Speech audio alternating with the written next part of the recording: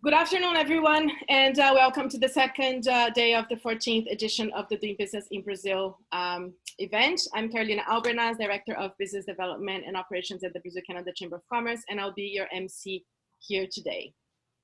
So if you have any issues with the networking platform, please let us know, and we'll help you troubleshoot. I hope you're enjoying the networking features available for you here today. We had a great session yesterday with the Brazilian Economic and Political Outlook panel, and I'm looking forward to today's program as well. So just a few housekeeping rules before we start. The panel will be available to answer questions after their presentation. All questions should be asked through the Q&A box in the bottom of your screen. We will do our best to address all the questions, but if for some reason we're not able to answer your questions, we'll send the reply afterwards. Since we have a packed agenda for today, without further ado, I'd like to invite Frederico Marques, founding partner at S4G Inc. Strategy for Growth, board member of the BCCC and chair of our BCCC Mining Committee, to say a few words with the opening remarks. Fred, with you. Thank you. Thank you, Carolina, and thank you all the speakers for the time dedicated to this event. I was invited by the BCCC to give the opening remarks, and I have very little time to do, so I'll get right into our program. The BCCC, Doing Business in Brazil, is one of our, what we call our pillar events. So thank you, Carolina and team, for putting together such an outstanding program and event. This is our 14th edition and the first time that we are doing it completely online due to COVID. So please be patient. We hope that the technology works well. So again, thank you for your attendance, and hopefully we will have a smooth session in Zoom and the technology allowing to do so. During the first day of our BCCC Doing Business in Brazil, we had the opportunity to talk about the Brazilian Economic and Political Outlook 2020 and 2021. Today, we will be discussing sustainable investments in Brazil, opportunities and challenges. But what sustainable investment means and what we are trying to accomplish here today. We all know that, and a bit paraphrasing BlackRock, sustainable investment can mean different things to different people. Traditionally, investors were basically only focused on profit. That's not the reality, not anymore. There is a wide range of other issues and metrics that in recent years are growing in importance and that sometimes are deciding factors in investing in a company or not, which include environmental, social, and government practice and policies that will drive investments. In other words, investors are now giving increasing importance and really preferring to invest in companies and sectors associated with positive ESG characteristics and not negative ESG metrics that could bring reputational risks to their investment. In my modest view, this is the capital getting smarter and associating with companies that not only are doing the right thing for their shareholders, but companies that are doing the right things to our communities, in our environment, on an inclusive and diverse way. As a board member of Sigma Lithium, a TSX listed company with projects in Brazil, I'm proud to say how having the appropriate ESG integration can attract investments and, more important, the right partners, investors to work with you to contribute to the environment and local community. At Sigma, we have and we are implementing top-of-the-line ESG practice, and this strategy has worked really well so far. I should really stop talking now, as we have amazing speakers and panelists with much more knowledge and experience on sustainable investment than I do, including representatives from the Canadian and Brazilian governments, IFC, Proactiva, KPMG, and Eletrobras. Our goal today is to show how sustainable investments in Brazil is changing the landscape and reshaping the economy with exciting investment opportunity. Carol, I don't know if we have Heather online or, but like I would like to welcome. We will, well, she sent a video, so we are just broadcasting her message. Okay, So wonderful. I will go for like and broadcast the message from Heather Cameron, Consul General of Brazil, of Canada in Sao Paulo.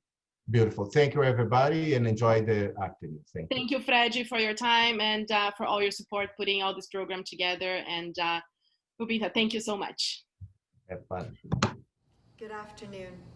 A particularly warm welcome to our Brazilian participants in today's panel, including Secretary of Agriculture for the State of Sao Paulo, Secretary Junqueira, the CEO of the Development Bank of Minas Gerais, and several representatives from the Brazilian private sector who are expert or engaged in this issue of green investing opportunities and challenges. My thanks too to EDC for moderating today's session and participating, and to the Brazil-Canada Chamber of Commerce for creating this opportunity for us to exchange on these very important issues. For over 150 years, Canada and Brazil have been trading partners, and the relationship continues to grow and expand beyond trade to important investment, to people-to-people ties in the area of education and scientific collaboration, for example, and of course, continual expansion in the trade relationship itself. And over the years, the collaborations have grown and the discussion has expanded to include corporate social responsibility, now to include ESG and environmental, social, and governance issues. And these issues are important in Canada as well as Brazil, and so it's not surprising that they now feature today in this Doing Business in Brazil seminar. As the Consul General for Canada in Sao Paulo, I'm very proud of the fact that 12 of the top 100 clean tech companies globally are Canadian, and that there are many synergies between Brazil and Canada, opportunities for us to connect in key sectors such as water, energy, and mining, but also with key technologies that will help across sectors and through the increasing use of digital, help to reduce environmental footprints. And so the opportunities are many and the terrain is complex. And so today's discussion is more important than ever. Diplomatically, Canada and Brazil are important partners within the hemisphere and beyond, and we both subscribe to the Sustainable Development Goals. And for Canada, the Government of Canada, the issue of sustainability includes social dimensions such as gender equality, inclusion, as well as environmental and governance. So today, lots to discuss, and before I hand over to our panelists for a more in-depth discussion, let me just say thank you again for the opportunity to continue to learn from each other, to continue to discuss, and to find like-minded partners and like-minded shared objectives where Canada and Brazil can continue to grow and expand for a more sustainable partnership between our countries. So that was the message from Heather Cameron, the Consul General of Canada in Sao Paulo. And without further ado, we're honored to have here today two extraordinary keynote speakers that will set the tone for this panel discussion on sustainable investments in Brazil. So I'd like to invite Sergio Suchodolski, President of the Development Bank of Minas Gerais, BDMG, and the Brazilian Development Association, BDE. In addition, Sergio is also the Director of the Executive Committee of the Latin American Association of Financial Institutions for Development. He holds a law degree from University of Sao Paulo, a master's degree in law from Harvard Law School, and international trade, economics, and political science from Science School from Paris. He was Director General for Strategy and Partnerships of the New Development Bank, the BRICS Bank. So Sergio, I'll pass it to you. Thank you. Thank you so much, Carolina. Such an honor to be joining you today. Would like to thank the Brazil-Canada Chamber of Commerce for putting this wonderful series of events. Many people that we know and very much admire have spoken and will speak during the course of the series.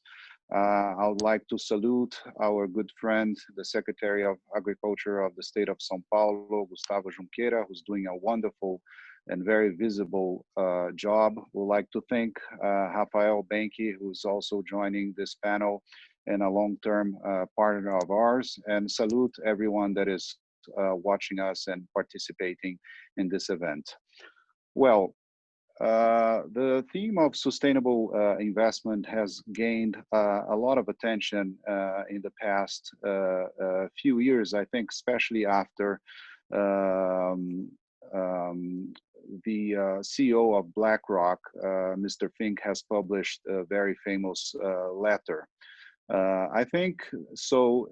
Coming from that point of view, once we understand that financing is a key element of sustainable development, and development, especially development banks and development institutions, they have a crucial role in directing and supporting with additional resources the transitioning to a new economy. In our point of view, we see innovation as part of the solution for the issue of sustainable development. Coming up with new financial instruments and products that are aligned with the 2030 agenda, the UN Development Goals agenda, is one of our key priorities in Minas Gerais, but also a key priority of most development banks, including the large ones, the World Bank, the European Investment Bank, the Inter-American Development Bank, and so forth, and so on. But this needs to be coupled with the advancement of monitoring and evaluation systems that provide the necessary credibility for this new economy and for the financial products that come with it. So the potential benefits need to be measured, the results and the impact of the finance need to be measured and reported so that investors and all the stakeholders are on the same page and that confidence is built. So the progress in methodologies for framing and classification is a key issue on our view, and always with the aim of ensuring also a due transparency in the process. I think what we've been watching, especially in the past 2 to 3 decades, is a little bit of a process that started, with the climate resilient topic and evolving to resource efficient economy, low carbon, greening growth, and then sort of all encompassing sustainable development that brings the social and the environmental agenda together.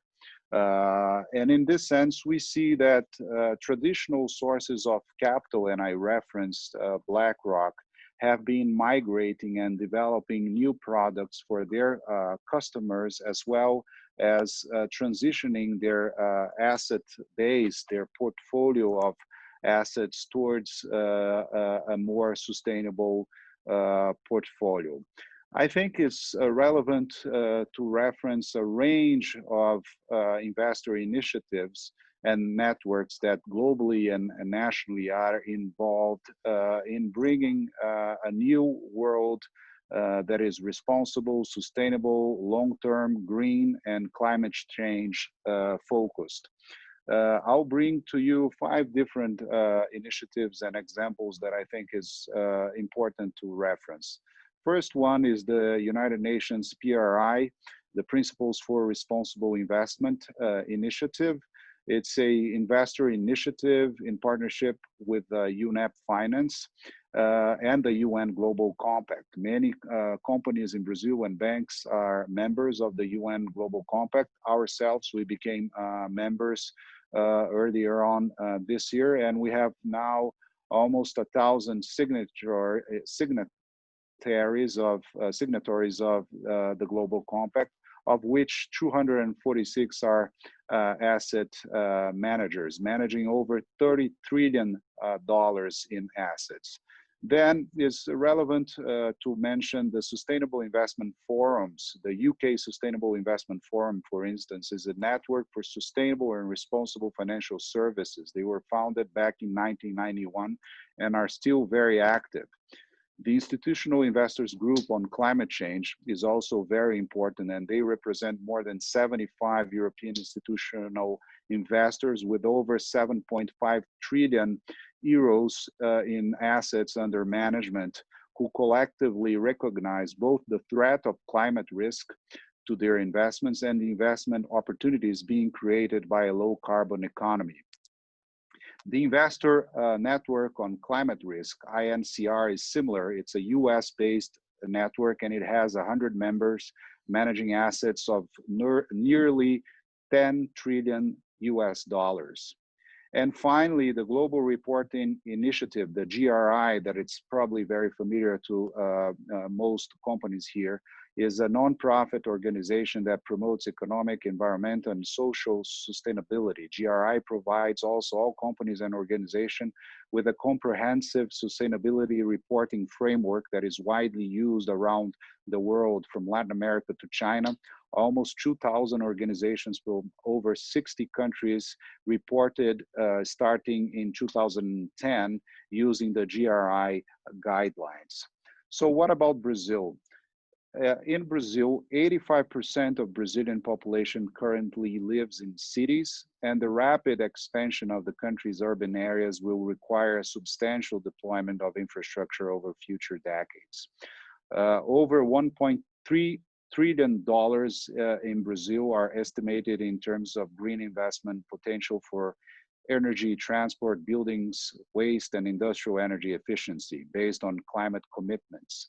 So integrating climate mitigation and resilient criteria into mainstream investments would provide Brazil with the opportunity to access new capital flow that are looking for green investments, especially on the international market. Over the past few years, there has been an increasing demand for institutional investors, particularly from OECD countries, for investment to mitigate the risks arising from climate change, and also to deliver social impact and support sustainable development. More importantly, the B3, the largest Brazilian stock exchange, has taken an important step to grow responsible investment in recent years. Having joined the UN Sustainable Stock Exchange Initiative, it offers a separate listing for green bonds and has several sustainability-related indexes. On our side, the Financial Innovation Laboratory, the lab for green finance, was launched by Brazil Securities and Exchange Commission, CVM, and the Brazilian Development Bank Association, ABDE, which I am now honored to serve as president. In collaboration with the Inter-American Development Bank, the lab that was established some 3 years ago now provides a forum for the cultivation and exchange of ideas about financing techniques for climate change mitigation and adaptation investments, with the goal of developing investment vehicles and financial structures that maximize private sector leverage and optimize the use of donor funds.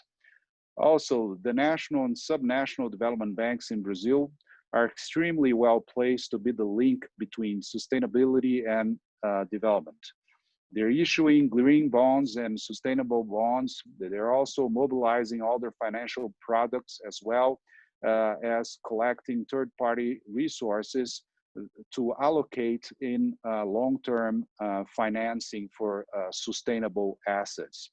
They could also serve as aggregators of portfolios of loans and green and sustainable products in various sectors. And that will be able to provide the anchor for future issuances of bonds, both in the Brazilian and international markets, as well as crowding in of private investments. In terms of Minas Gerais, just to give you an idea, so Minas Gerais is the second largest state in population in Brazil, very centrally located, as most of you know, and it's a very large state, larger than Germany in size, and it's the state in Brazil that has the largest number of municipalities with 853. Minas Gerais has the third largest GDP in Brazil and the second largest industrial park in Brazil. It is responsible for roughly 12% of Brazilian industry. It also has a very important participation in the agribusiness and mining sector and also in services. Our good bank, the Development Bank of Minas Gerais, was founded back in 1962. And we now have a portfolio that is very much diversified. We are proud to be a bank that is very much focused in the sustainability network, and our portfolio this year has a significant participation of sustainable development goals alignment. So in this sense, we become very important partners for multilateral development banks, commercial banks, and other partners. We now have a very strong portfolio relating to sustainable finance with the French Development Agency, with the Inter-American Development Bank, the Latin American Development Bank, CAF, Fomplata, the European Investment Bank, and Cargill, more recently focused in the agribusiness sector. We're also discussing with other partners from Asia and other areas of the world. And we are the first development bank in Brazil to publish a framework for issuing bonds in line with UN 2030 agenda, the agenda of the Sustainable Development Goals. So very soon, in the coming months, we will be issuing sustainable bonds, and the use of proceeds will be used for a portfolio of sustainable projects in our good state of Minas Gerais in various sectors, including renewable energy, water and sewage treatment, and other areas. We're also expanding sustainable investments for Minas Gerais and further aligning BDMG operations with the 2030 agenda with the help of our partners, especially the Inter-American Development Banks and French Development Agency. We're also working together with some of the partners in project preparation structuring, especially for roads concessions in Minas Gerais, and the ESG principles. They will be integrated in the designing and project preparation for private sector investments in this major roads concession. Around 40% of our portfolio, ranging from renewable energy, sustainable agriculture, sanitation, education, health, and organization. So 40% are fully aligned with the Sustainable Development Goals. And we link specifically with 13 of the 17 Sustainable Development Goals and 36 of the 169 targets. The disbursements up to August this year bring even a higher number of over 43%. So we are enhancing and deepening our participation on the SDG alignment of our portfolio.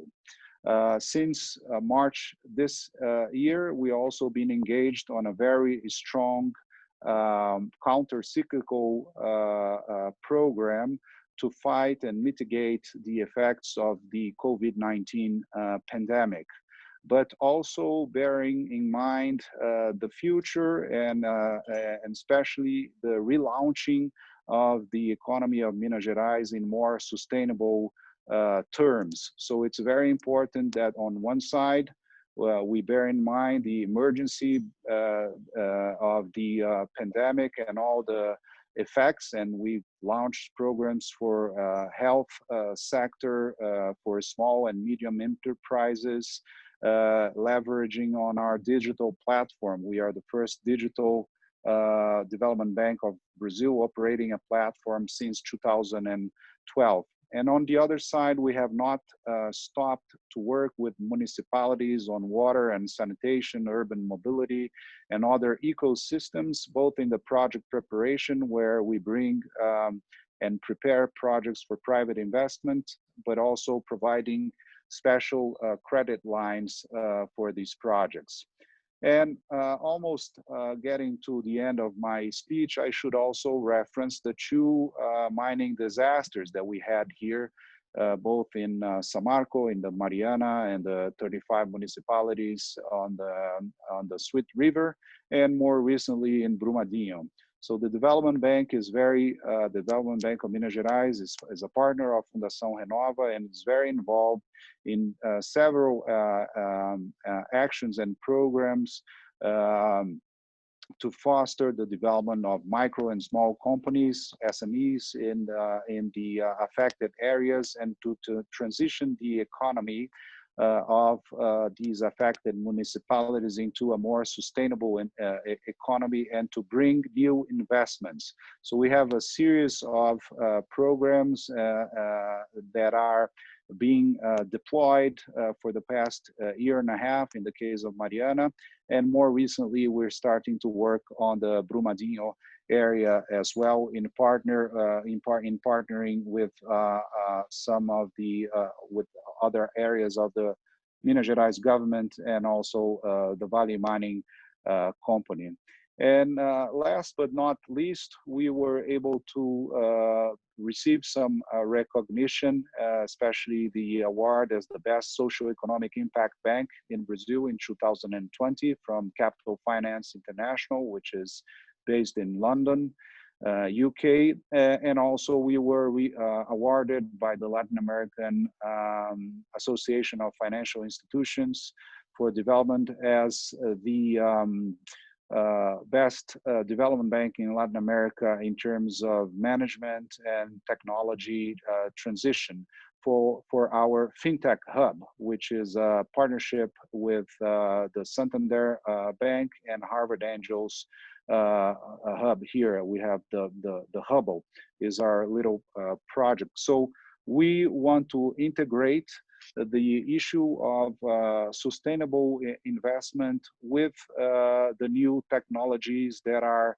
transforming and disrupting the financial sector very rapidly. So we want to leverage all the platforms that are useful, especially to mobilize the capital and the credit that we offer from the small guys, so the small and medium companies, to medium and larger projects. So BDMG is very committed to increasingly align with the global trends and agendas of the credit market, and creating opportunities to support the relaunch of our economy in Minas Gerais and in Brazil. Thank you so much for having me here today, and I hope you have enjoyed our presentation.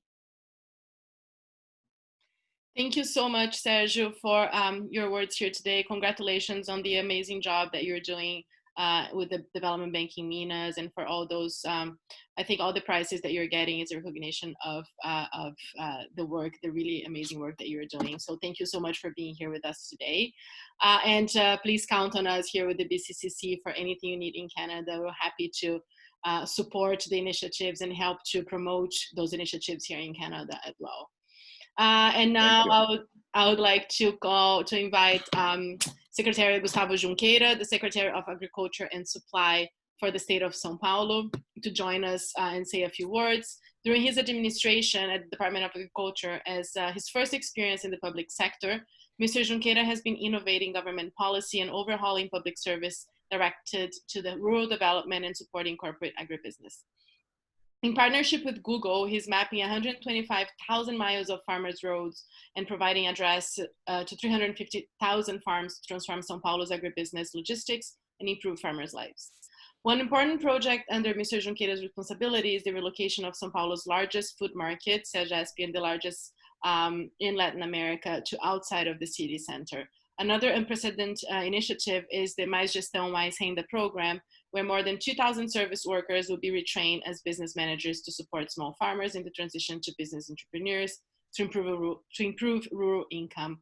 For her complete bio, you can go to her website. So without further ado, I would like to invite Gustavo Junqueira to say a few words. Welcome and thank you for being here today.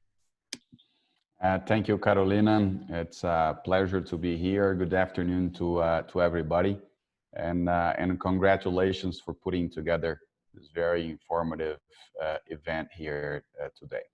Well, it's my pleasure to address the Doing Business in Brazil 2020, organized by the Brazil-Canada Chamber of Commerce. My special thanks to the General Counsel in Sao Paulo for Canada, Ms. Heather Cameron, Mr. Sergio Suchodolski from BDMG, and the whole team of the Chamber of Commerce in the name of my friend, Rafael Benke. Well, today is really hard to talk about agriculture and sustainable finance in Brazil without having to explain deforestation and fires. Brazil is a very big country and a very unequal one at all levels, going from the social aspects in urban areas to the business dynamics nationwide. Brazil harbors the very competitive modern agribusiness with very rigorous governance and compliance protocols, but also still struggle to bring unsophisticated farmers and businesses to observe current demands and trade practices. Since the 1990s, our agribusiness has been market-driven, has been marked by foreign investment and 100% based on science. Farmers here search for innovation every year, and given our global scale and partnership with international companies, our gains are have been phenomenal for the several decades in a row. The growth of the Brazilian agriculture is rooted in the Green Revolution development strategy that we have adopted in the 60s, that emphasized the use of technology and farm management practices best suited to tropical latitudes, different from what has been done in the world in the temperature climates as the US, Canada, and Europe. Brazil has a total different environment and total different system of doing agriculture and livestock. The adoption of new technologies as no-till planting, crop, livestock, forest farming integration, genetics, biofertilizers, biopest control, and the conversion of low productivity pastures into corporate based grain production has pushed yields up and land utilization to levels higher than 90% per year. So in countries where you have a very harsh winter, that cannot be obtained. In Brazil, we have more than 3 crops a year when all combined. All that combined with very low interest rates that we are now living in Brazil is transforming our agribusiness and bringing costs down and improving quality and standardization to our products and produce. The good news at the end is that the good guys are winning. We are now doing an agribusiness in Brazil that combines the respect for our environment, different from what is said every day. We are here very concerned about our natural assets. In 2020, while several industries worldwide have lost resources and investments, Brazil agribusiness has grown and green finance has grown together with it. Brazil is the market with the greatest potential for green bonds and sustainable finance in agriculture for food, for fiber, and energy production. it is yet highly concentrated in big issuance of large corporations. Currently, Brazil has a total of $8 billion in green bonds issued, which roughly represents 1/3 of all Latin America. In terms of environmental regulation, here we have a big news, some news that are not broadcast throughout the world as often as we want it to be. But before talking about environmental regulation, I believe it's important to highlight that climate change, as we observe on our daily lives, pose a real threat to the global economy in the coming years and in decades to come. And yet, it offers a great opportunity for mankind to reshape how we live. A new and modern society based on practices that can deliver sustainability at the same time that it can create wealth will change businesses as never before. The driving force for that change, for sure, will be green finance. Everything that is done in the world is based on some sort of finance on investment. So this is the way to really approach changes on how things are done. Brazil has a very high environmental awareness and is leading a very interesting and silent revolution behind all this noise. Our country has a strict forest code where, different from other countries in the world, here you have to, private properties have to maintain a private reserve. In some areas of the country, as the south and the southeast, it is 20% of the property. So it's 20% of your assets, 20% of your equity has to be dedicated to environmental conservation. We have a very modern low carbon agriculture, as we have described, and the largest freshwater and natural reserves in the world. Just by our forest code, 80% of your property in the Amazon region must be preserved as a natural resource. Brazil has something that is very unique and that has been a major achievement of our country, and especially of the agribusiness, is the Brazil's National Rural Properties Registry.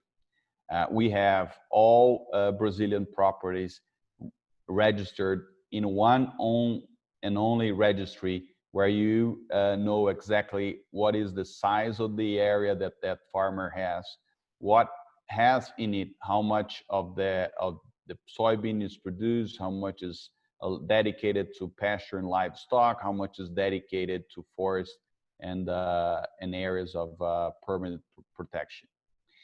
In addition, we have developed an environmental regulation program. We're gonna enable us to carry one of the, if not the largest, forest restoration program in the 21st century. This is a big thing because throughout the centuries and throughout the decades, farmers in Brazil have been the soldiers of our country to impose an occupation of our territory. Brazil has today is a country with only one language. Portuguese is spoken throughout the country. It has only one currency, only one culture, and has been done throughout the years based on much of the occupation done by the farmers. Of course, that occupation has brought to us high costs in terms of environmental, and now we need to address that.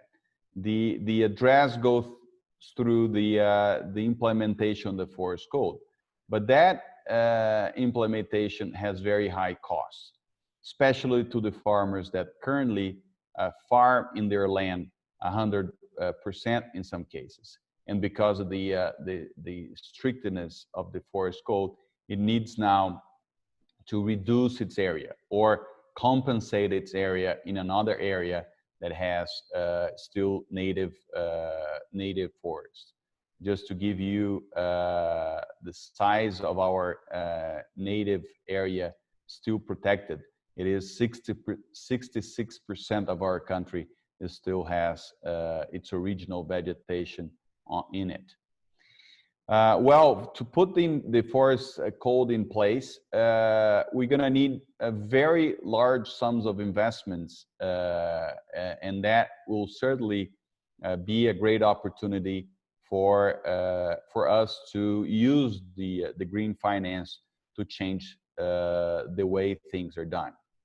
This program that is called the PRA here in Sao Paulo alone, as we have launched the program 2 weeks ago, it will, as per estimations, will lead to more or less 800,000 hectares of areas that will need to be reforested. So that investment, not only by giving up areas that are currently productive, but also all the process of planting and taking care of this new forest will require very high sums of investment.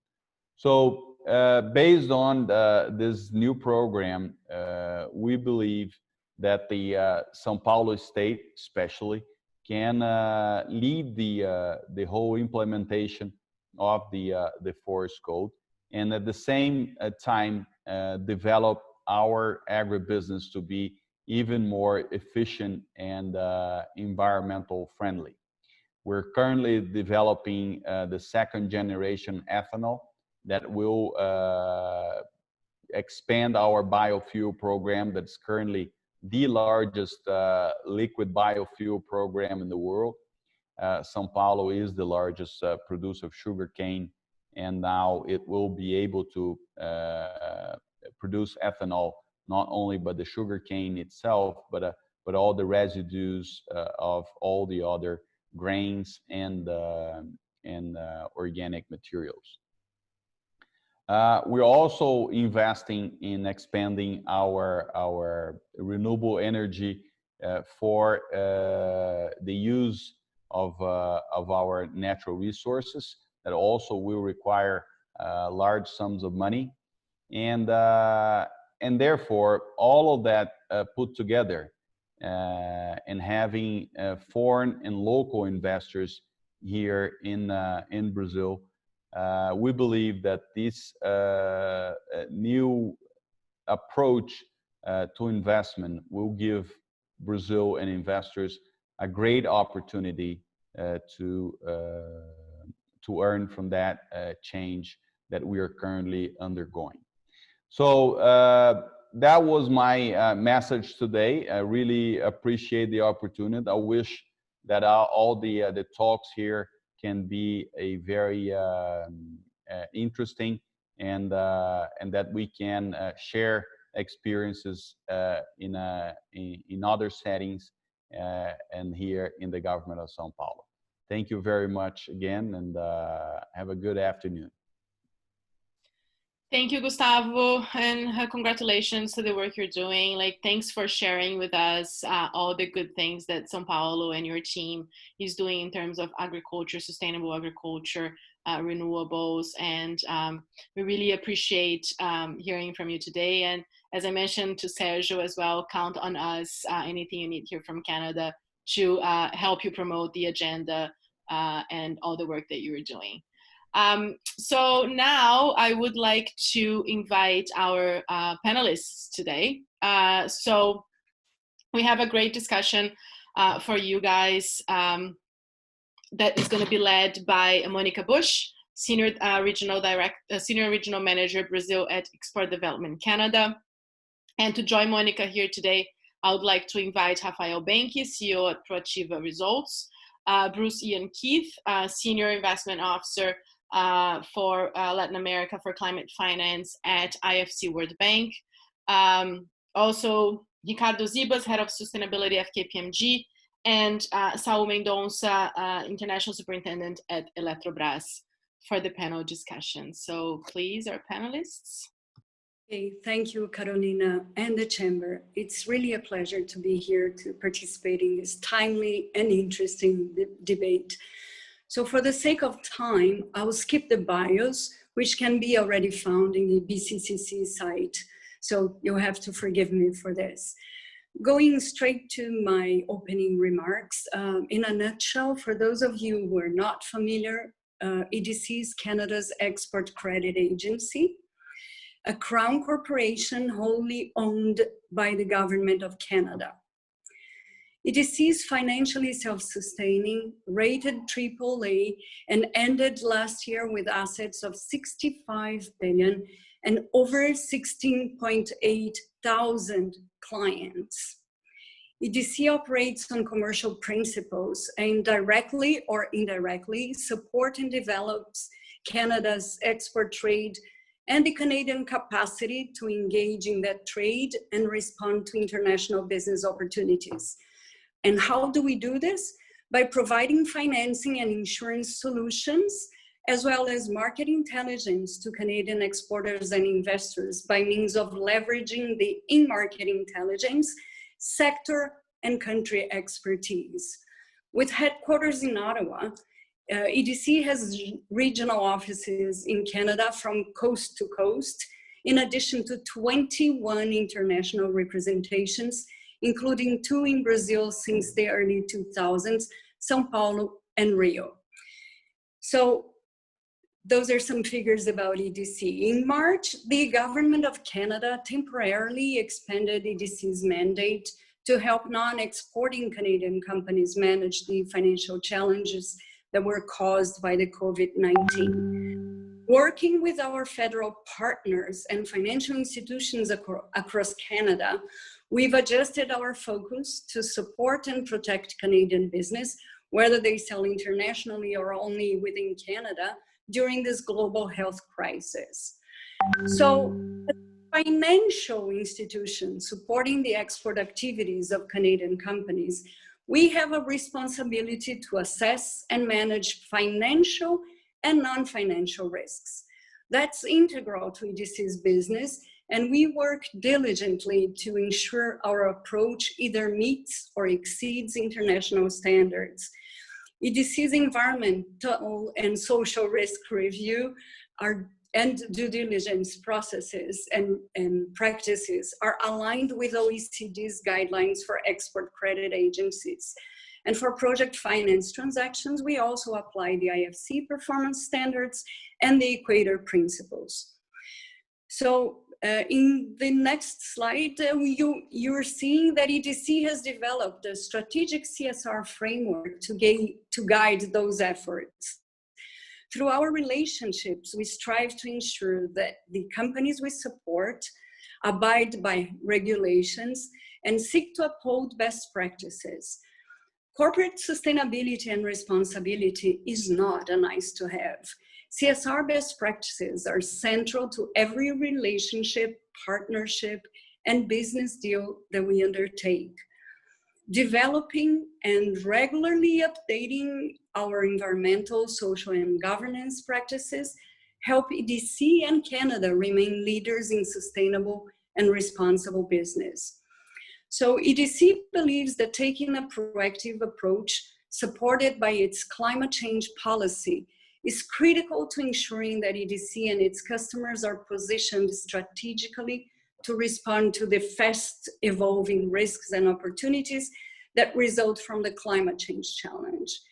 EDC intends to be a leader in supporting Canadian companies as they innovate in response to the global drive to a lower carbon future. We released our first carbon reduction target setting 2019, which is part of our journey towards a lower carbon loan portfolio. The goal is to reduce CDC's exposure to carbon-intensive sectors and its lending portfolio by 15% over 5 years, with a target deadline of year-end 2023. So back in 2014, DC issued its first green bonds and became the first Canadian financial institution and the first export credit agency in the world to issue such a bond. In the past 6 years, EDC has been a regular issuer with very positive response from investors. Including last year's 500 million issuance, EDC has raised in total the equivalent of over $2 billion. Green bonds are a strategic component of our funding program. The proceeds of all EDC's green bond offerings go toward our portfolio of green assets, which includes loans made to companies active in the preservation, protection, or remediation of air, soil, or water. Also, or the creation of renewable energy or the mitigation of climate change. So far, these proceeds have helped finance approximately 30 transactions, a bit more in support of environmentally beneficial companies or projects. According to the GHG protocol, we estimate that more than 6 million tons of carbon emissions will be avoided through the projects funded by these investments. That's roughly equivalent to taking about 1.3 million passenger cars off the road. That's pretty impressive. The portfolio is more concentrated on renewable energy and smart grid energy infrastructure. So to finalize, EDC's commitment to this program is aligned to our sole shareholder, the Government of Canada's own commitment to address climate change. It also reflects the deep belief within our organization that financial companies like ours can and must do more to help promote the culture and practices of responsible and sustainable business. EDC aims to be a champion of progress and catalyst for change. Well, I'll stop here and pass the mic to Rafael for his initial remarks. Rafael? Thank you very much, Monica. Great presentation. It's very interesting and useful. A hook for actually what I would like to bring to the table in terms of a background. And let me see if you all can see my screen.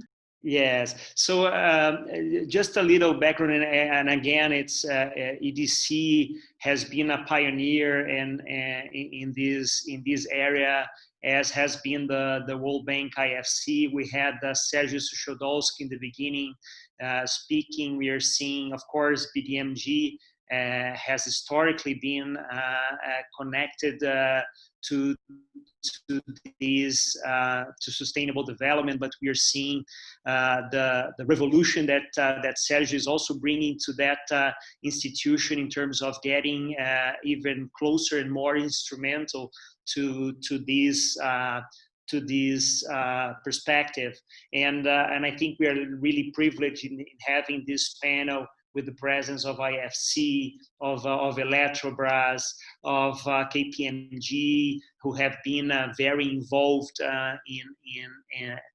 technically and in terms of business and sustainable business. So what I would just like to do is just to see how this lands in these discussions. And I think Sergio already did a good job in bringing a little bit of the history, but I think we can recall the beginning of this year, even if we had the pandemic sort of impacting our memory in our life.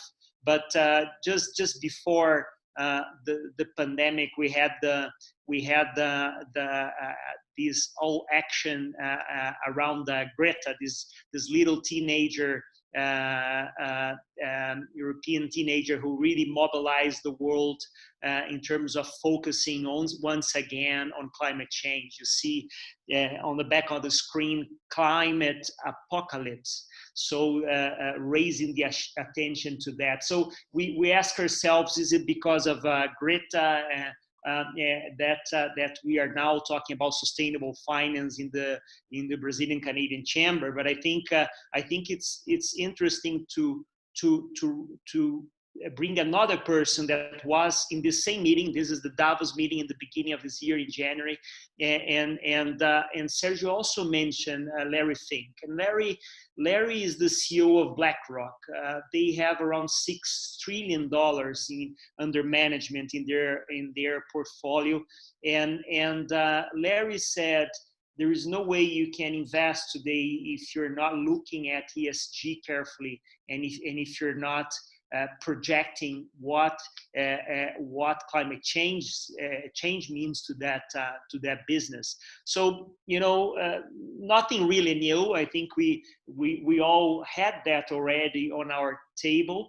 The question is that this coming from BlackRock at this moment, at this juncture, is very symbolic of a new era that we are having, where we are having convergence. So if we see the same meeting, the Davos meeting, see from 2017 to the last Davos meeting in 2020, the shift we had from the survey they run every year on top risks, and in the 10 top risks globally, see that in 2020, the 5 top were climate related, were environment related. So we see, first of all, the perception of people understanding better what sustainability is about, and that it is impactful, and impactful not in a distant future, but it generates impacts and discounted value of assets or increased value of assets, depending on how we understand well or not these assets. So this is coming to the table of the board of the executive committees. We see a very recently run survey also by Price Waterhouse, where they show ESG issues now becoming more part of the board's agenda, ESG related efforts of disclosure also coming more into play, and also in terms of decision making and strategy, how much topics like human rights and climate change they were already high, but they are increasingly being recognized by business leaders as necessary to be part of the discussion. Again, this is not new. Sergio already did a good job in recalling here in the public arena between countries and states, the international efforts, treaties and agreements on various matters, not only climate change, but biodiversity, water, social aspects, indigenous peoples, and all these sort of percolated and derived into parameters, initiatives and bringing more tangibility to the private sector, and these both in the arena of operators, but also of capital. So going back to convergence, yes, we have the Sustainable Development Goals that initially are championed by countries, but we have business associations, corporations, the financial markets, development banks and development institutions being catalyzed by the Sustainable Development Goals and what they want to reach. We saw the previous speakers speaking of these parameters that are also derived into various specific indicators, that they are connected to these in a global effort that materialize in the micro arena of institutions, of companies, and so on.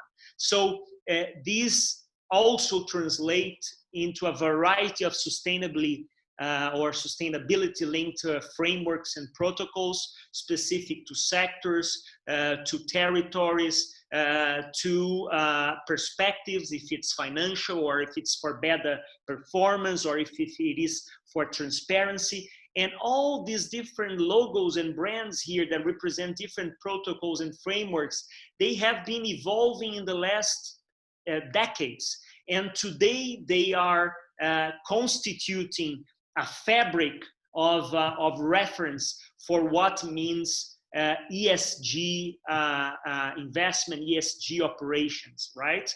And with that, and just as an example, already praising my colleague Keith, we have, for instance, the IFC performance standards that are imported, for instance, for the Equator Principles and for many financial institutions that subscribe to the Equator Principles using the IFC performance standards.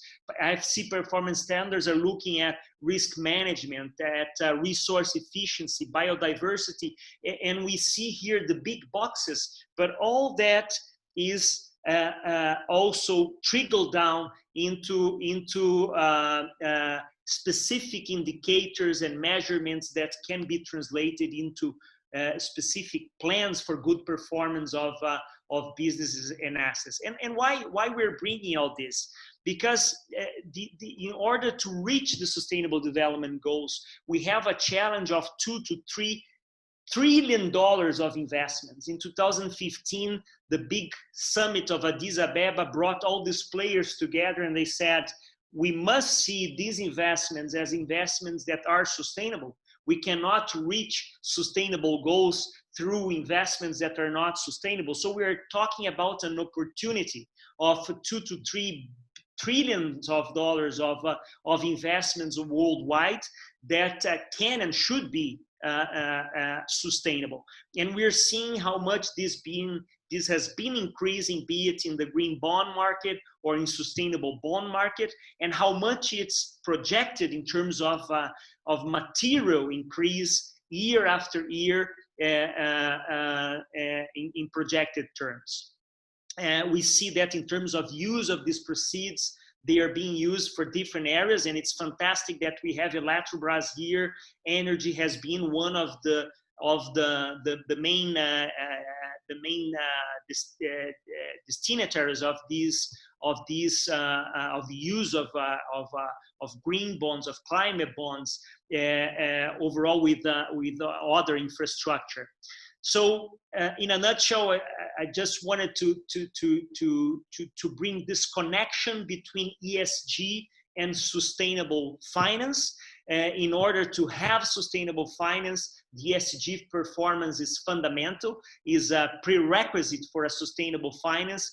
If we want to bring additionality, we need to have a good bottom line of what we are operating in terms of environment, social, and governance aspects with the best practices of parameters we have today in line. So with that, I thank you for your attention in these preliminary remarks, and give back the word to Monica. So actually, Ricardo, may I invite you to provide your initial remarks, please? Thanks, Monica. Thanks, Rafael, and thanks all my colleagues for inviting me for this discussion. Well, I'll try to be very brief. I prepared 3 slides, just to somehow contribute to this discussion. So I'd like to bring some data. I'll share my screen. So please let me know if you can see it. I'll bring to you a little extract of a new KPMG survey that will be launching it next month.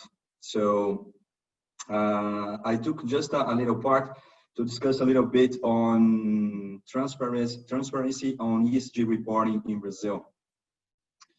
So what we did was to check the listed companies in several countries. You can see the whole list on the screen.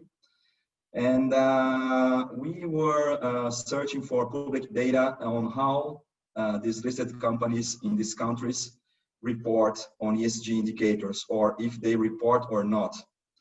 So you can see that Brazil ranks among the top 15 countries when it comes to transparency in reporting, which is quite similar to Canada. And you can see that it's a quite high number if you consider that in Brazil, this kind of reporting is totally voluntary. So you don't have to report on these issues, right? So if you take a look on the rate of reporting among listed companies in Brazil, you'll find that 85% of these companies are reporting some kind of ESG data together with their financial reports, or on a separate report, or following the Gerais standards or SASB standards, and so on. So that means that this kind of sustainability information or ESG information is business as usual among listed companies in Brazil. So we have a lot of data, and this is not new. We know that these companies has been reporting this data for many years now, always in the same rate, about around 85 to 89%. So what brings me to figure out another thing. If you take, for instance, the ESG debt evolution on a global scale, and I'm taking the connection with what my friend Rafael just said, you have a growing trend, mostly in the past 3 years, of ESG debt-linked bonds. So you have over than 1.3 trillion cumulative issuance in sustainable to date. And you know that you just had a growth for almost 200% from 2018 to 2019. So there is a huge global interest, now with a strong focus in European and American banks. But which is quite surprisingly, is that although we have a lot of ESG reporting among Brazilian companies, they don't use this ESG data to link with financial instruments, or to put it in other words, the use of this ESG information is quite shy. If you consider that there are only 15 registered operations at Sao Paulo Stock Exchange, with around 4 billion reais, but that number is from 2015 to 2020. So there is a gap on how companies report on ESG information and how they use this information to boost or to launch or to link it to a green bond or to a social bond. So we know that there is a huge potential on these instruments in Brazil, and you can put the agribusiness sector and the energy sector as well. So that's it. I would like just to add some data to our discussion. Thank you very much, Monica. Thank you, Ricardo. Your background information together with Rafael's already give us a lot of food for thought. I would like to invite Bruce to make his initial remarks as well, please. Boa tarde, bon après-midi, good afternoon, everybody. Thank you for the opportunity to speak to you all. Much appreciated. Thank you, Carolina, for the invite and putting together such a great forum. It's a pleasure to be on a panel with these distinguished ladies and gentlemen. I will try to share my screen now and rapidly go through just some background as to what we're looking to do with IFC in Brazil and across Latin America. So I am relatively new to the IFC, part of a new group called Upstream that is focused on creating new opportunities for investment or supporting innovative ones that aren't yet mainstream or attracting a lot of interest. While my focus is climate finance and anything that has to do with climate positive approaches through investment, across the board at IFC, the mandate is that at least 50% of our investment activities be focused on climate issues. That's a broad range of issues, but if we don't start moving in that direction in a leadership position, others might not. So if we want to start taking greater risk, opening up markets, go back to our initial principles, which is open up capital markets, crowd in private capital, and do it with a climate-focused means. I think that it's a much smarter way of investing and moving forward. So for green investment in Brazil, but also across the region, we're coming out of a crisis, we're coming out of COVID. Who knows if things will get back to normal or when, but whatever becomes the new normal, that recovery needs to be climate focused in all aspects. And so that definitely resonates from what Rafael was talking about. It goes to the way Ricardo spoke about what companies are already doing and the large number of industries and financial institutions that are already working in this direction. But everything has to touch on that. We believe it's the only way to have a proper recovery that is sustainable into the long term. But coming out of COVID, governments will have very limited resources to apply to it themselves. They're right now focused on surviving, and after that focused on the recovery of what is in their hands. They won't have the financial or other means to really make an impact in the immediate term after the crisis. And banks themselves and other financial institutions are going to be focused more on the preservation of their existing clients and portfolios than on what they can do moving forward. As much as they want to sort of invest in new things or lend, they have existing portfolios they have to take care of. We assume that's going to need to continue. So what do we have to do? IFC and others need to lead another way of bringing capital, private players into these capital markets and take up that deficit. But we also need to move beyond ESG. So again, echoing what Rafael was speaking about, while ESG has become mainstream, we already must be transitioning from an internal practice to external action. It's not just about what are we doing internally as a company, what are our new policies and procedures, what are our new ethics, how do we speak of it internally and how do we report it? It's what are we doing externally, both in our own practice, but in the example we set. So it's not just speaking, it's walking the walk. Furthermore, I mean, everything that gets done moving forward needs to be done through a lens of climate, development, resilience, and inclusion. If we don't look at these factors, we'll never come out of the crisis, but we'll never find a sustainable green economy moving forward to the benefit of all. And in this, these should all be new guidelines in risk assessment. It's not just our traditional underwriting when we're lending and when we're looking at new business opportunities or when we're looking to grow or enter new markets.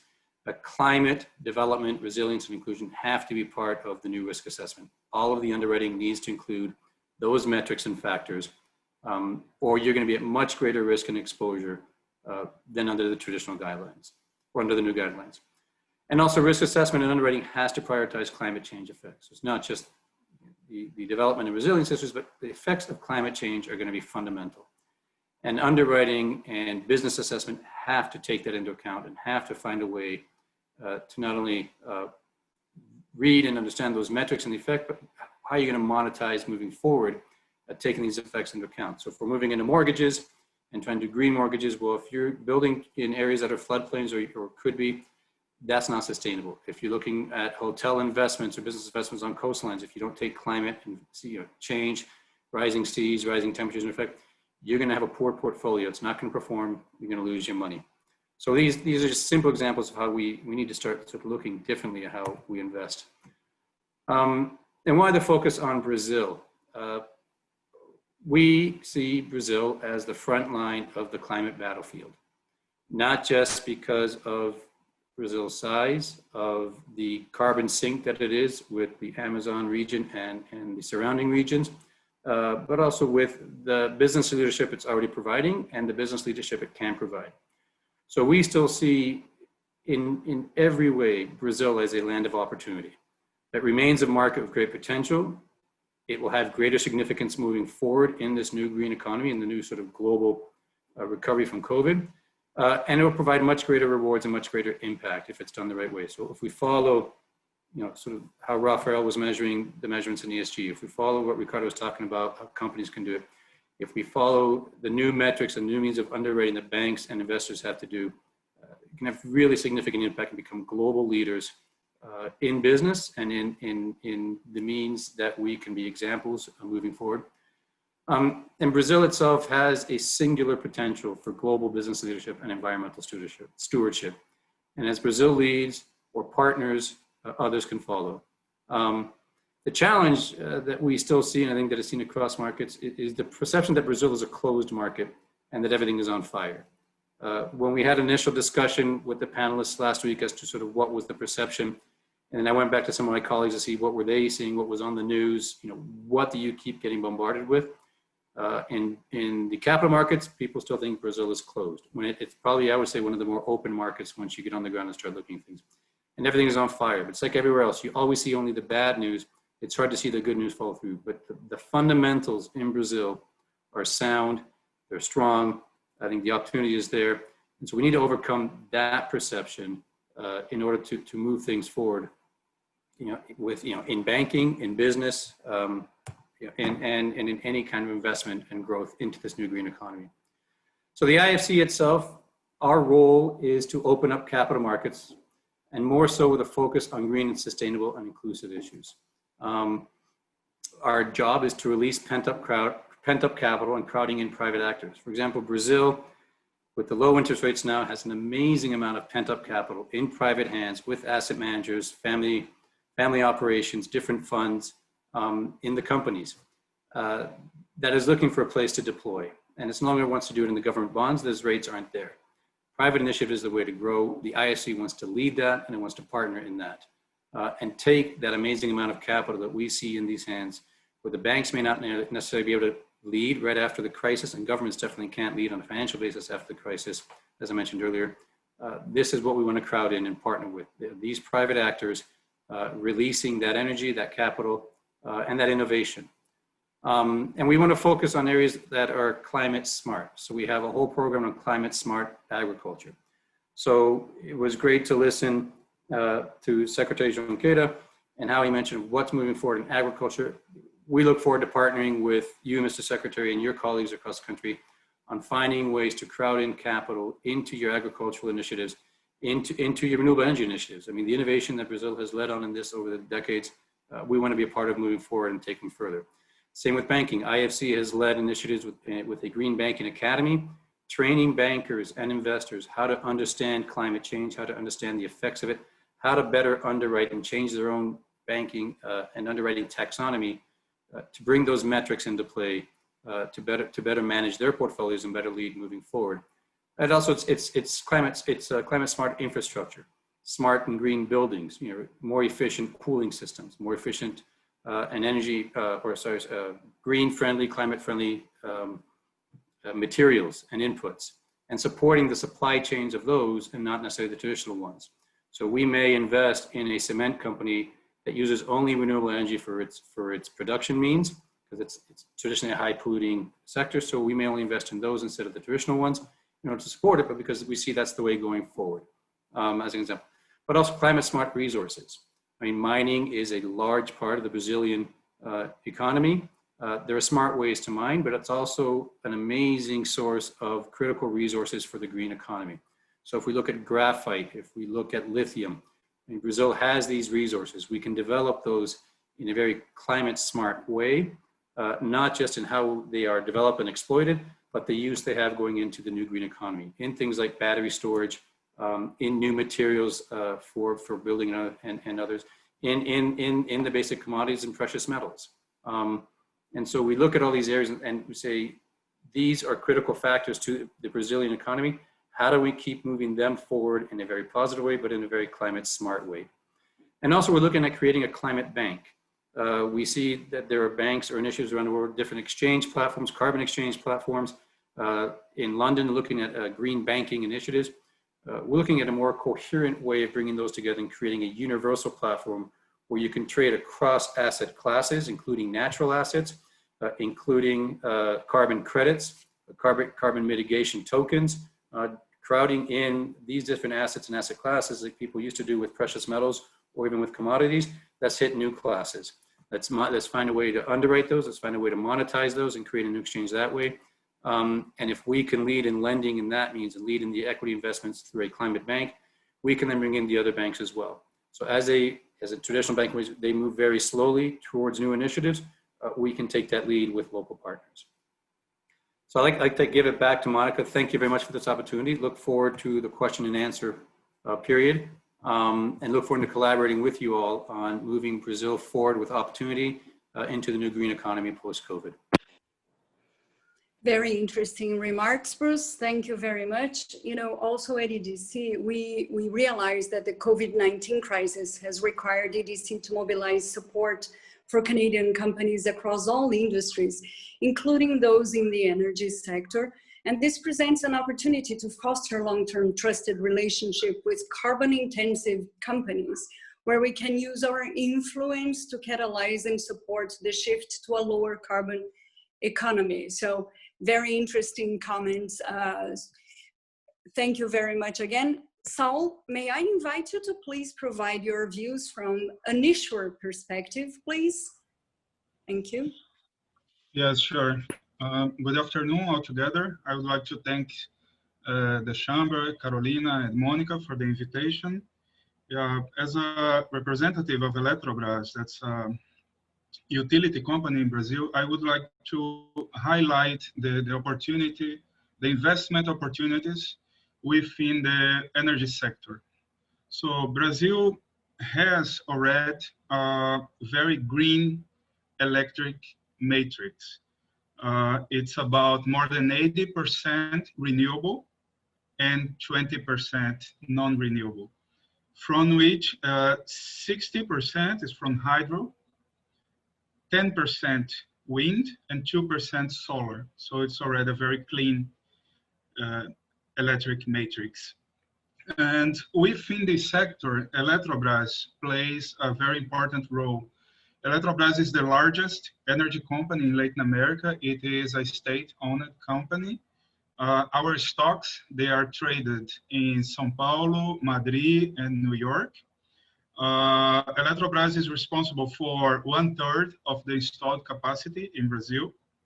And our share of clean energy is even higher than the average of the Brazilian matrix. We have 96% of clean energy, from which 90% is from hydro power plants.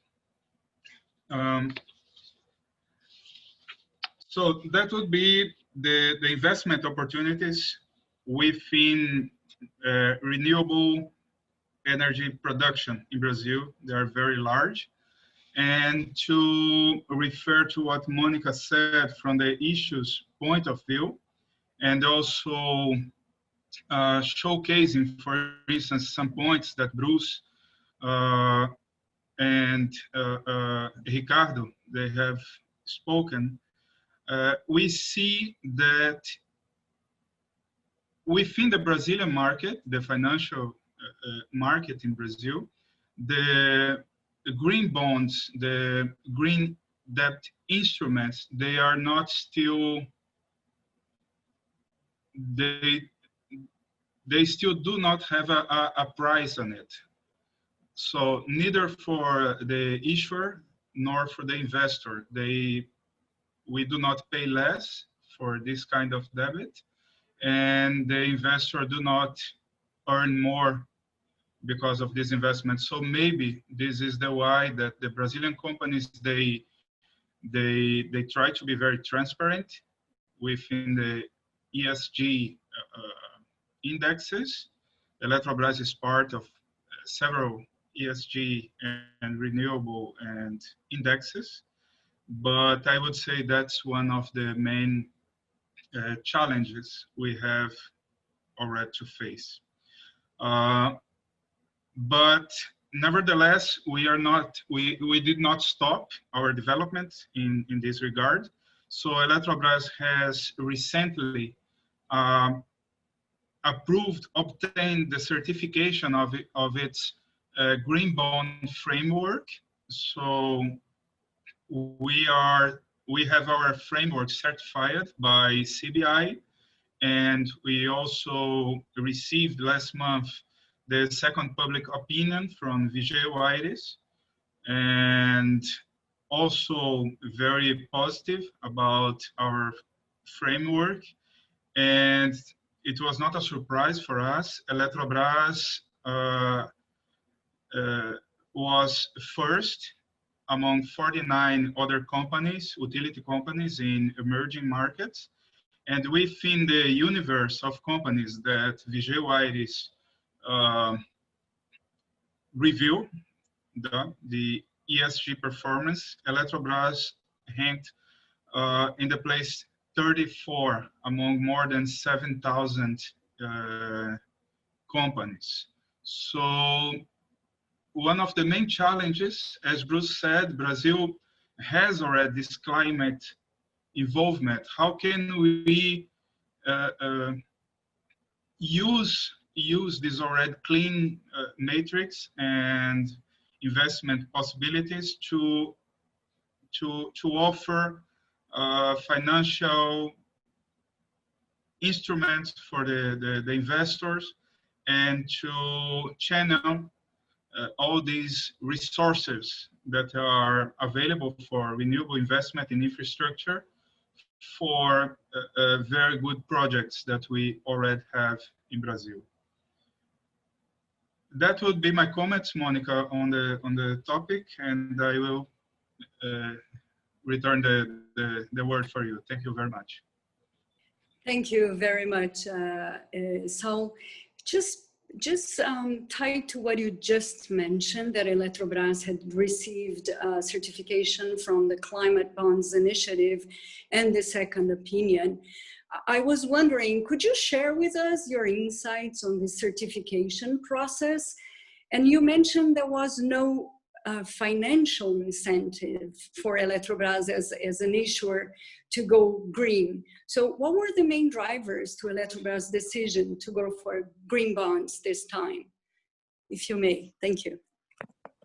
Yes, that's a very interesting question. I would like just to make a small to correct. Maybe I express myself in a not so clear way.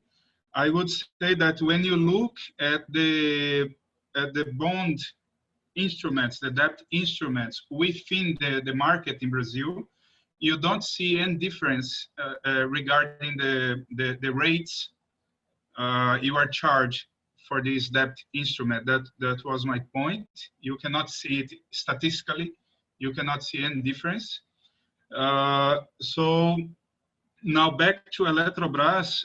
Eletrobras is green down to its roots since from the beginning, and we never stop trying to pursue to reach these high levels of ESG performance,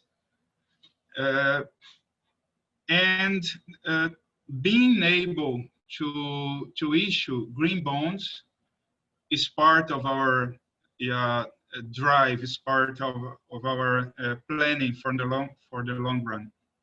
Now commenting on the certification process, I would say it was challenging, but it gave us reassurance that all the efforts that Eletrobras has been doing across the years to prepare the processes, they were worth, because when we needed to prove, to showcase that we had process, we have indicators, we have enough materiality to show the care Eletrobras takes about the ESG and the CRS topics. It was very grateful for us to see that it was all working well. Excellent. Thank you for sharing with us. So just bringing this back to a more general discussion, we heard that the Brazilian green bond market totaled 1.2 billion in 2019. According to the Climate Bonds Initiative, that's almost 6 times more than in the previous years. we see, however, that worldwide there are more than 255 billion in green bonds from almost 500 issuers, according to the same Climate Bonds Initiative report. So we do have cases of companies making use of green bonds with emphasis on power companies, such as CPFL, Renováveis, and ISA-CETIP, just to name a couple. Also in the agribusiness, particularly through the agribusiness certificates, and the financing sector as well, but still not widely used. In most cases in Brazil, particularly the ones that happened at more at the beginning, we are talking about domestic issuances and the local market absorbing those bonds.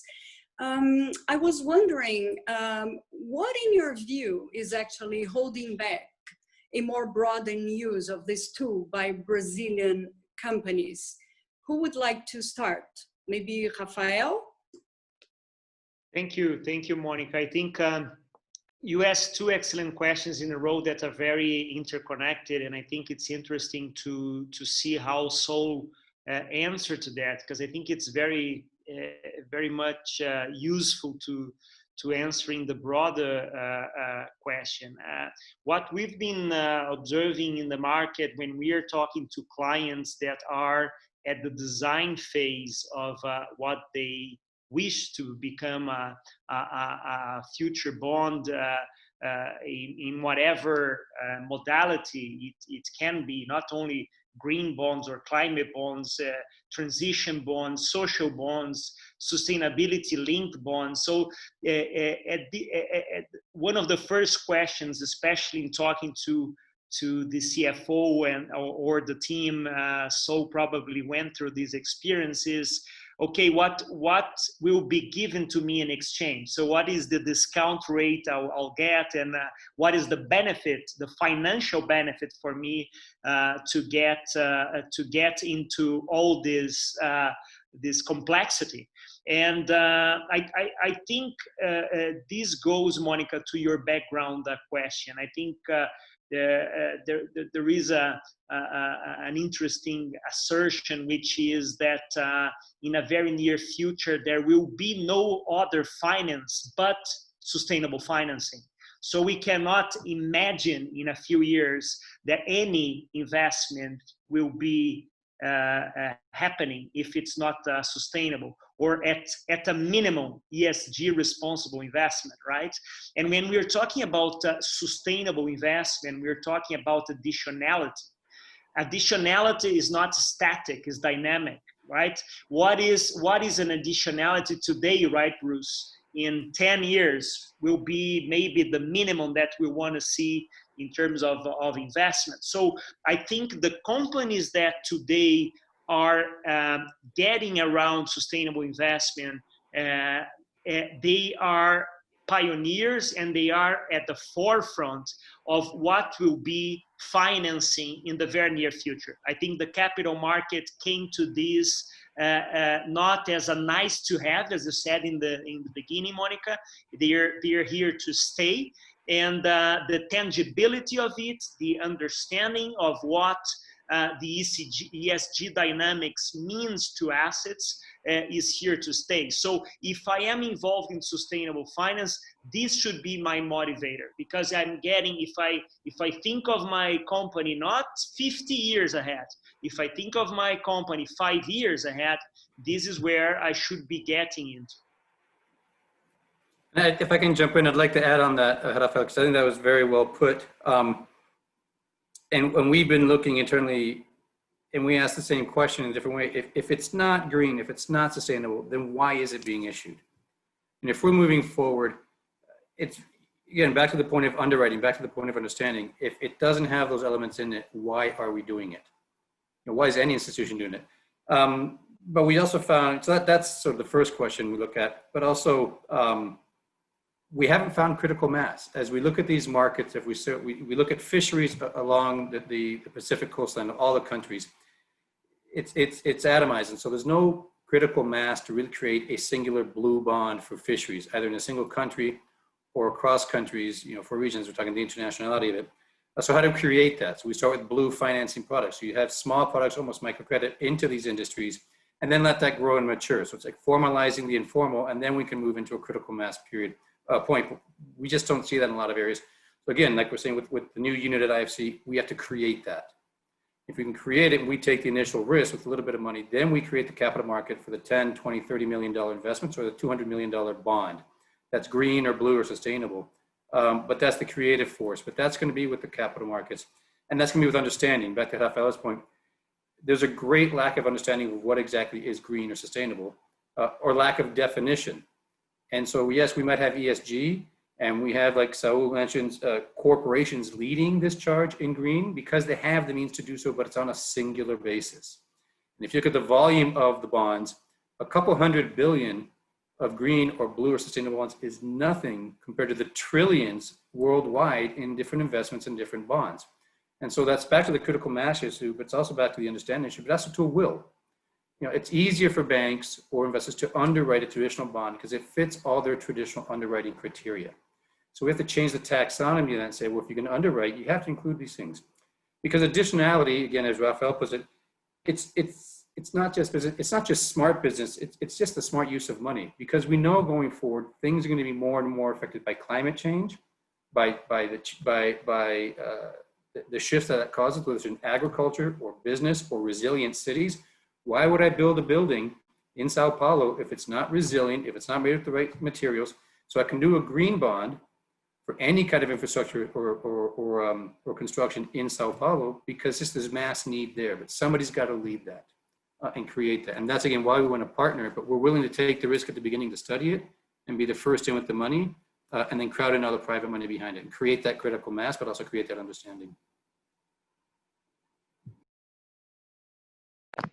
Excellent compliment, thank you. So Ricardo, may I reach out to you as well? I mean, you showed to us the high rate of ESG reporting of Brazilian companies and the extent to which we do already have available data. So why do you think there are so few ESG related bonds issued in the Brazilian market? Would you like to add anything? Sure, thanks, Monica. I think Saul just put it in a very, very clear way.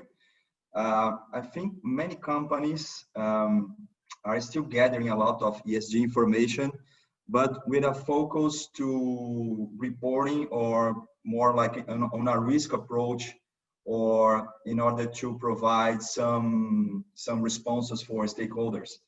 And I don't see many companies using that information to have a different look, such as let's look at that with an opportunity point of view.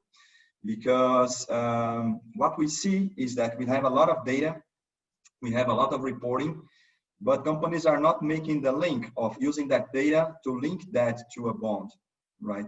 So we see that, and I think Eletrobras is an exception, and Saul put that in a very good way, because linking these indicators that we already have in a financial instrument, it is not a trivial exercise. You have to set targets, you have to use that indicators as for management. And what we see that many companies are still gathering data for reporting purposes, but not to use them as an opportunity way to change their management or changing the way they do things. So I think that's part of the answer. Thanks. Thank you. So let's change the focus a little bit towards the financial sector. So everybody agrees that the financial sector has a key role to play. Brazil's central bank at the beginning of, I was about to say this month, but at the beginning of September, launched a sustainability agenda that will further embed green and climate issues into its policies, its decisions on currency reserve management, on bank stress tests, and in the lending criteria. So this agenda, according to its governors, should help put Brazil in the forefront of the global push for the environmentally friendly finance. This is just one step, very important. There is also a growing trend that international banks and private investors are now moving away from assets that are likely to be affected by changes in carbon emission regulations, as was mentioned before. So sustainability has been for years a guiding principle for multilaterals. Bruce just confirmed that. For ECAs, such as EDC, I confirmed that at the beginning. And we see more and more financial institutions integrating climate change and its impacts like fires, droughts, rising sea levels, etc., into their risk matrix. So the BNDES as well. BNDES has announced last week that they had secured a 12-year, $100 million loan from the JBIC, the Japan Bank for International Cooperation. So there are lots of moving parts in this equation. And the amount of investments to face the potential opportunities is really quite substantial. So it was expected that DFIs and multilaterals, although they have a great role to play, they are complementary to the rest of the market. So I would like to go back to Bruce and ask him, how actively is the IFC engaging with other market players, public and private, to further promote green financing? What are the initiatives that are in course, if you could share with us? There are too many to mention them all for two reasons, because there are too many to mention them all, and I'm new to IFC. So I plead some ignorance on that. But in general, well, there are some specific ones, but in general, that is precisely the direction the IFC and the whole World Bank group is moving. So again, just the new mandate, if it's not green, we're not going to invest in it. So if in 2020, 2021 fiscal year, at least 50% of all investments have to be with a green or climate focus, either directly or indirectly. If it's an infrastructure, how is it resilient, and how do you improve that? If it's in financial services, how are they looking forward to measuring and underwriting the future effects on assets and on performance based on green? But we work in the financial institutions group, they work very carefully with central banks and all the banks in different countries on education, providing the new taxonomy, and bringing them in. In Colombia, there is a green banking academy set up by IFC with local partners. And it has webinars, it has trainings, but it also brings in on a regular basis on becas, on scholarships, banking executives and credit officers to learn how to understand this better, back to the understanding point, and moving forward. So that whatever they do moving forward is already including those things in them. But also with the bonds, leading the first bond issuances. The very first green bond ever issued, I think might have been in 2008, was done through one of the World Bank groups to create that market. And that was 12 years ago, and we really haven't come that far. Back to the earlier comment, it's hard to replicate and it's hard to create critical mass. But it's been taking those risks, and it's looking to accelerate that now. But working with companies, we want to, it works with a variety of Brazilian authorities on new initiatives to finance the cleaning up of waters. So I think just that last week, there was an announcement across several states of the IFC supporting local governments in the issuance of financial instruments and the issuance of support for cleaning up of the waters. And that has great effect, not just, so you're looking at triple bottom line, you're affecting the local social resources and communities, you're positively influencing the economy, and it has good economic effect. And everything it's looking at, it's trying to find that angle, but both either from a leadership position or a support position. And just one final piece, that's what it's like trying to do with these private capital market actors. The IFC is the private investment arm of the World Bank. So we don't work just with governments, we're in the public sphere. It's crowding in the private groups and taking that leadership. So we want to work with Brazilian asset managers. So when they're looking at new asset classes and new asset investments, they're doing it in a green way. So it's part education, but leading with our money as well. I'm not sure if that answered the question, but that's sort of a part of the way we're looking at it. You did really well. So if you can give us this much with such a short time at the IFC, imagine your answer. So sorry about that. I didn't mean to put you on this spotlight. So just changing that angle a little bit, how can banks, investors, and project developers, for example, assess and quantify the climate risks as a central part of their underwriting and assessment? I'll be really quick and then let everybody else in because they're much better placed. But for example, the World Bank has a group called CAFI, and CAFI has underwriting tools and measurement tools for that precise type of investing. So you can sign up to those, you can get trained on them, and therefore any future investment going through, the IFC will support if you follow the CAFI approach. So it's not just our responsible investment approach rules, it's not our performance standards, it's not just the PRIs that have been mentioned earlier in this conversation, but they're very specific tools and metrics that have been created that can be measured and monitored and reported on a quarterly basis. So banks have those tools available. It's getting them in their hands. So all of their credit officers and all their underwriters, all their auditors are working from that basis. So a new understanding of these effects going forward instead of just the traditional approaches. Sorry. So does anybody want to add to this comment? Rafael, Ricardo? Maybe just a quick comment. I think you pointed right, Monica, to the recent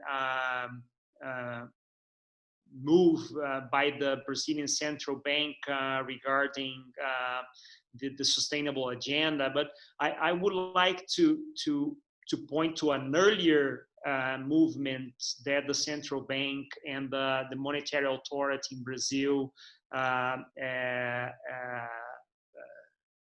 moved forward with a resolution in 2014, the 4327 resolution. This resolution established that all financial institutions in Brazil are obliged to perform social, environmental, and governance risk management. So we're talking about a resolution that brought regulation to ESG risk management in Brazil. So to which extent financial institutions are really following it is a question mark, and how much they're doing their part. But I think they're understanding more and more, be it by capacity building, but also by losses, financial losses, that it is good business to manage your social environmental risks, and it is good business to understand how you invest sustainably.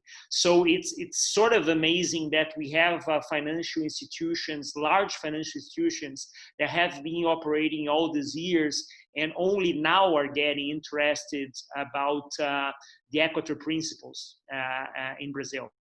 Right? So this is too much of a delay for large operators. If you are a small securitizing a house, okay, I can understand. But if you're a large corporation, that's really worrisome. So we have a lot to catch up. Your point is very good, a very good one, Monica. Moving fast. I think I'm optimistic about it. So it's a team effort. Excellent. And we are all on this together. So I don't know if we do have time for one additional question, Carolina? Yes, we do. Okay, excellent.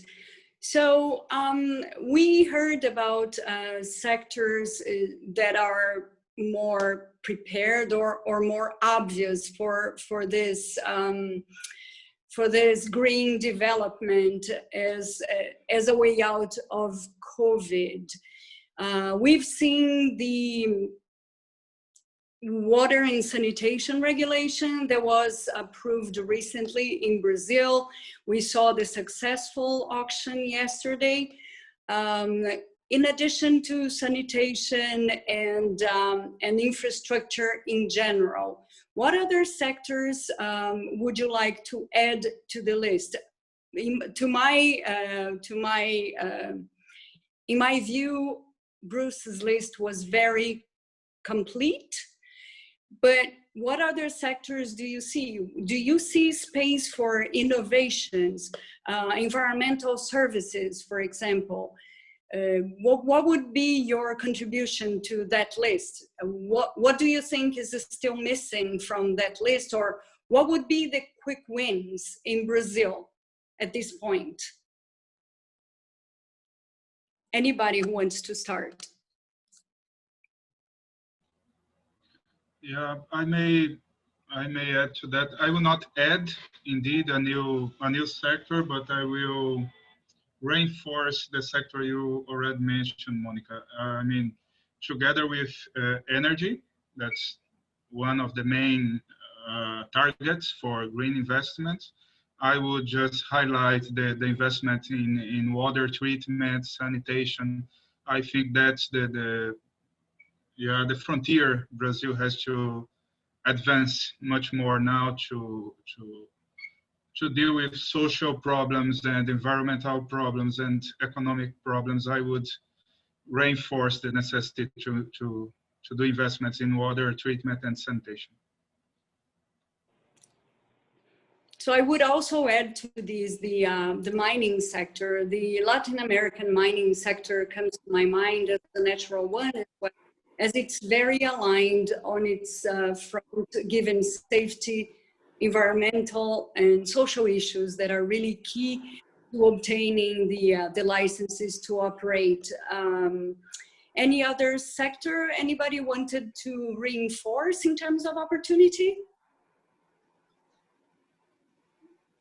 Monica, just maybe as a catch-all, I think, of course, you know, the fiscal situation in Brazil is not optimal, and to recovery, I think everywhere in the world we see an effort of an economic recovery being aligned with some sort of green recovery. So we see in some jurisdictions the efforts of really establishing green hills to have this synergy of and a smart approach towards these economic stimulus. And I think you're right. I think there are a variety of sectors that are prompt to helping this in this sustainable development recovery. I agree with you regarding mining, and especially if mining really optimizes the opportunity it has in triggering regional development, right? And I think that touches on a point that is especially interesting in the COVID era, which is really the evidence that we don't live in a silo, right? So things are interconnected, and there is no such a thing as health and safety inside the fence and outside the fence. If I am not concerned with public health, I'm not going very far in terms of health and safety in my company. So I think the way that COVID really impactfully brings this example for us that we must have an integrated approach and understand that broader sustainability is the sustainability of my business and is also profitability or loss. We're not going very, very far. And I think, you know, the sectors you brought, for instance, infrastructure, energy, we are seeing an effort, despite many things happening in Brazil that are very debatable. But we are seeing, for instance, an effort by the Ministry of Infrastructure with Minister Tarcísio bringing on board the idea of ESG reference and sustainable investment towards infrastructure. I think the fact that we have a minister in the current government being concerned about how to integrate infrastructure and sustainability is really very symbolic, you know, to these efforts of green recovery. But maybe I stop there, just this small insight. Well, I would kindly invite you, now that you're already on the screen, to provide your final remarks then, and then I'll pass it on to the other panelists. It's been a pleasure, but our time is over. So if you could kindly provide your final remarks, I would appreciate. Rafael, sorry. Okay, I'll go first. Well, thank you very much. It's been a privilege to be with all of these in this panel. Monica, you did a brilliant job in moderating this panel. Thank you so much. Thank you, Carolina, Frederico, and the BCC for putting this together. I think it's not the first time, I hope not the last, that you put this as one of the forefront subjects of your meeting. So congratulations for that. And in an overall comment, just to invite the companies, the operators to come on board. As Monica said, we are in this together. Let's get better informed. Let's get our operations closer and closer to better performance. That above all, if we're thinking business, this is good business. So thank you very much, and I hope to have soon another opportunity. Thank you, Rafael. Ricardo, your final remarks, please. Okay. Well, I'd just like to thank everybody and my colleagues for this panel. I would say that we are on a turning point on how ESG reporting is perceived. So we have a golden chance to embed these ESG indicators on our financial instruments. So I hope we take this opportunity and we don't miss it. So thank you all for inviting me. Bruce, your final remarks, please. Thank you. Well, muito obrigado a todos. I will be learning Portuguese. I am now. I'll be moving to Sao Paulo as soon as COVID allows. So I look forward to working with you all and moving this forward. I think group leadership is critical. No one group or person is going to make the difference, but with what all you guys have said and are leading on, I think we can really do something well. I think the ESG issue is critical. It's critical, as was mentioned. Should not just be a focus on reporting or on stakeholders. It's got to be external action. And then back to the comment that we just came up on with, if whatever we are working on with anybody or anybody else is working on beyond Brazil, if it's not green or sustainable, why are you doing it? What makes sense does it make? I mean, you're at greater risk. You and your stakeholders are at reduced benefit. It just doesn't make sense. And if we can get that message across and that understanding, that helps us moving forward. But it's been a pleasure to meet you all and to do this. And I thank you very much for the opportunity. Thank you. Saul, your final remarks. Thank you, Monica. Just to thank again for the Chamber for the invitation, Carolina and you for putting us together, and the colleagues as well, Bruce, Rafael, and Ricardo, for the opportunity to exchange these ideas and this information. It was very, very enlightening for me. Thank you very much. Well, just to finish the panel, I would like to reinforce that sustainable investment is not only a moral imperative to preserve the environmental heritage for future generations or a market demand for that matter. It's a smart route and would allow the country to potentially tap deeper into a little pocket of investors that are already doing a lot in Europe, in Asia, and North America. So green finance has shown a significant expansion in recent decades and is a consolidated trend. As Bruce mentioned, if it's not green, why do it, right? So with these words, I would like to thank the Chamber for the opportunity, thank my fellow panelists who shared such valuable insights, and thank the audience for the questions, for your time, and for your interest. Carolina, over to you. Thank you, Monica. Thank you for this panel. I'll ask you guys to keep your cameras on for the final remarks, if you might. So for us, it's a great honor and a great pleasure to be able to facilitate this conversation. I think we believe that it's part of our mandate to promote to foreign investors all the good things that are happening in Brazil. And I think that this evolution and the development of sustainable finance, everything that's happening has to be showcased. And I'm very proud to be able to, with you guys, take that role and show to the Canadian investors what's happening in Brazil. So thank you for all the amazing presentations. As Secretary Junqueira mentioned, the good guys are working hard to show that we do have enormous respect for our environments and that we are concerned about the natural aspects of Brazil, despite everything that we hear. And we also heard today about all the innovative programs being developed on a state level to support sustainable agriculture, biofuels, renewable energy, sustainable mining, waterways, and basic sanitation, as well as environmental conservation. So the sky is the limit. Bruce mentioned as well that whatever the new normal is post-COVID, it has to be climate positive, it has to be sustainable. So the potential is big and it can provide great rewards and the great impact, and it has to be done the right way. So we know that there's still a long way ahead, but I'm confident and the Chamber is confident that Brazil is on the right path. So I would like to thank you all for all the contribution to the cause, to you guys, also part of the good guys, for all your contribution. And please count on us here at the Chamber to help promote all the initiatives that you've been doing and in Brazil as well.